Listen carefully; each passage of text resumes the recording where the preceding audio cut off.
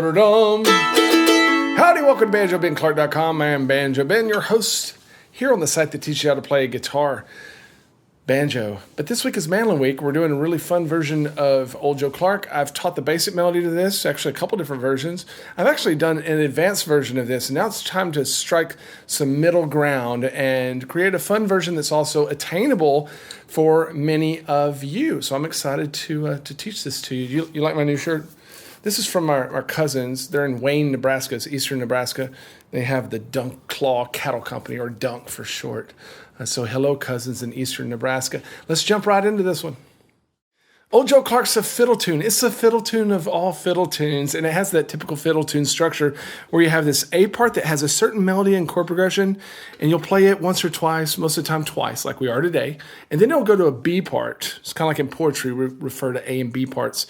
And it has a tad bit different melody, a tad bit different chord progression. Sometimes they're really different, but in Old Joe Clark, they're pretty much the same, and we'll cover the chords and the rhythm later on in the lesson. But first, let's look at the melody. And as we look here at the first line, a couple things that I want to point out about Old Joe Clark. We are in the key of A, which is good for us mandolin players because we're using a lot of open strings. So actually, every open string that we have on the mandolin is very handy to use in the key of A, and I think that we may use all of those. The melody starts out up here on this high E string, and it doesn't move around a lot. If you go back and you watch my basic version, you'll hear...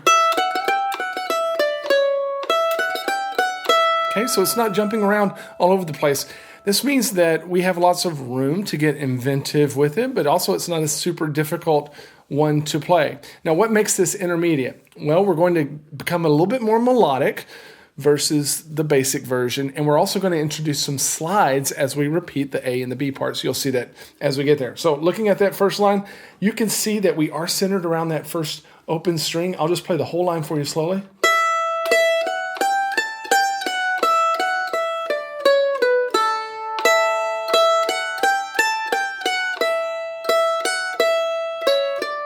The only thing that I would ask for you there is to keep an eye on those pick strokes. Let's try to keep those alternate pick stroke directions nice and accurate. So when we're playing down beats on the 1, 2, 3, or 4, we're going to play a downstroke.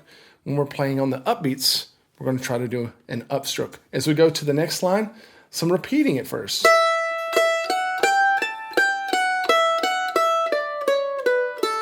And then we have this last little lick, measure 9. Now, what I want you to notice is that measure 9 actually has 2 chords in it. The first half of it is an A chord, and that's hanging over from measures 7 and 8. But then halfway through that measure 9, we go to just a half measure of E. Now, we are going to play some notes there that are often played over an E chord, but it happens so fast that you don't really have to. You can imagine it as just staying over an E chord, and you'd be just fine. So just keep it in the A scale. And you're good to go. Okay, now whenever we go to the second A part, we could, of course, just copy what we've just played. We could start back over at the first measure, play those 8 measures again, you'd be good to go, then you can move on to the B part. Or we can beef it up a little bit, as I like to say. And what I would want to do there is introduce a slide technique that's very common on the fiddle and very common also on the mandolin, and that's when we slide into the open strings that we're going to play. Check it out. They're measure 11. This is the second A part, and the string that we're going to start on is that open E string, just like we did in the first A part, but I want to reinforce it. I want to slide from the 5th fret on that second string up to the 7th fret, which happens to be the same note as your open first string. So if we slide that from 5 to 7, and at the same time play the open first string, it gives it this really cool drone sound. Can you do that with me?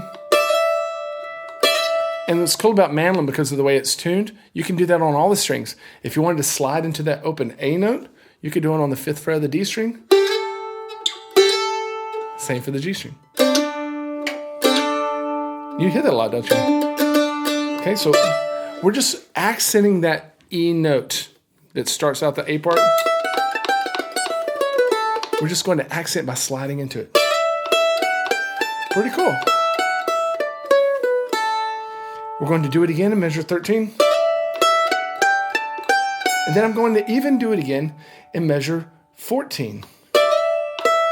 So it's almost any time we go back to that E string, we have the opportunity if you want to do it. Sometimes it's more difficult than others depending on what you're playing right before it. But you always have that opportunity to reinforce that open string. So that whole line.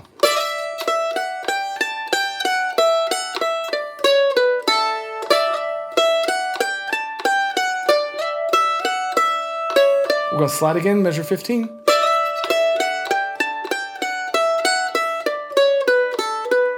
Now, measure 17 is almost the same as measure 9, which is its counterpart in the first A part. We're going to do something just a little bit different. What do? First, we start with the 4th fret, and then instead of going back to the 4th fret, we're going to go to the 3rd fret. Now, listen to the difference between these two licks and tell me if you can tell what it is. Or this one. The second one was a little bit more sassy, wasn't it? A little more bluesy. Why is that? Because I'm using a minor third. So rather than play that 4th fret, which is a C sharp, the big major 3rd tone in the key of A, I'm going to flatten it by 1 fret, grab the 3rd fret instead. And whenever we do that, especially back to back with using the major 3rd, it creates this cool little effect. Listen. It's just full of attitude in it. And that's what we're going to do there in measure 17 to spice it up a little bit. Now, in 18, we're getting to walk into the B part, and that changes chord progressions, and that changes melody a little bit. But I want to play this last line for you slowly before we jump into the B parts. It sounds like this.